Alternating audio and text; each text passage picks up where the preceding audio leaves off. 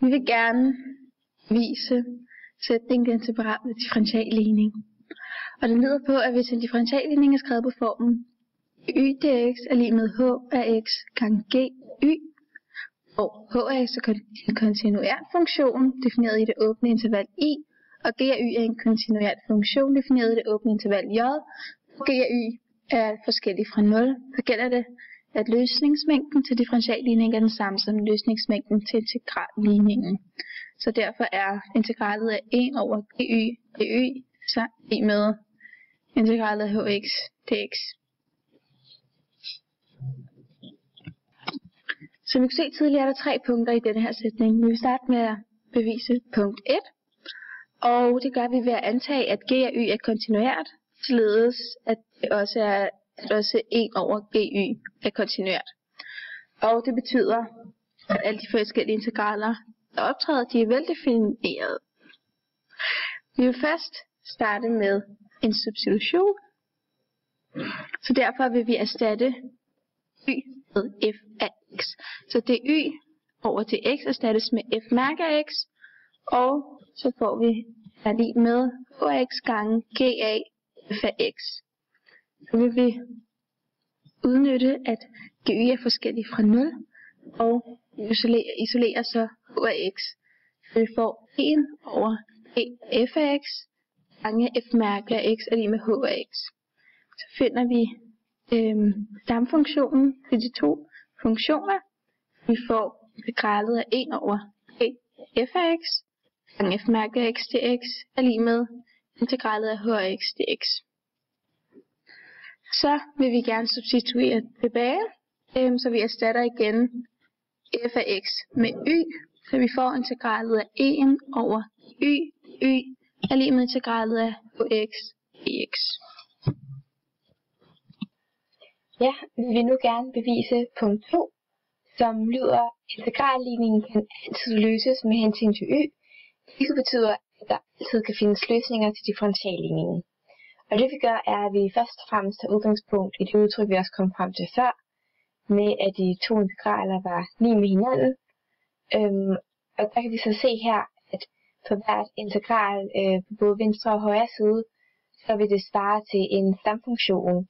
Så det vil sige, at det her integral 1 over gy, det vil svare til en stamfunktion, som vi kalder for stor gy. Og det samme gør sig gældende for højre side, integralet af hx delta x, hvor vi så har stamfunktionen hx, som svarer til den side. Vi kan desuden se, at de her to stamfunktioner egentlig er ens.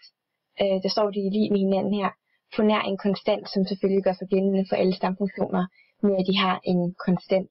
Og den konstant, der egentlig er forskellen mellem de to funktioner. Så det kan vi så samle her k på højre side, og egentlig skrive det sådan her, at den ene stamfunktion gy er lige med den anden stamfunktion hx, og så er der selvfølgelig konstanten til forskel. Ja, det som vi gør, det er, at vi gerne vil isolere y, så y står alene. Men for at gøre det, så har vi brug for at finde en funktion som er omvendt, hvilket vil betyde, at vi så er i stand til at fjerne g, så y faktisk er isoleret og står helt alene på venstre side. Så vi udnytter nu, at g mærke y er lige med 1 over gy. Og det vi tog udgangspunkt i, det var, at gy er kontinuert, hvilket vil sige, at hele det her udtryk også er kontinuert. Og når det er kontinuert, så ved vi, at vi altså også skal finde en omvendt funktion g. Og den er det her brug for at få isoleret y. Og en omvendt funktion til g, det må næsten være g opøftet i minus 1. Og det er også derfor, vi kan se her, vi sætter det ind her, så g opøftet minus 1 gange med g til y. Og når man har en omvendt funktion til en funktion, så vil det nødvendigvis gå ud med hinanden, så vi bare får y isoleret her. Og selvfølgelig, når man gør noget på den ene side af lighedstegnet, skal man naturligvis også gøre det på den anden side af lighedstegnet. Og det er på den måde, vi så får g opøftet i minus 1 om på den anden side her. Men det vi kan se så er, at vi faktisk, det har faktisk lykkedes os at isolere y, så y nu står alene over på den venstre side, og så har vi et udtryk her. Så udtrykket hedder y er lige med g opøftet i minus 1 gange h af x plus ko. Så det her, nu har vi så bevist, at det er faktisk muligt at finde en løsning og isolere y. Det kan måske være lidt svært, men det er teoretisk set muligt. Nu vil vi gerne bevise del 3 i vores sætning om separate differentialligninger, og den lyder,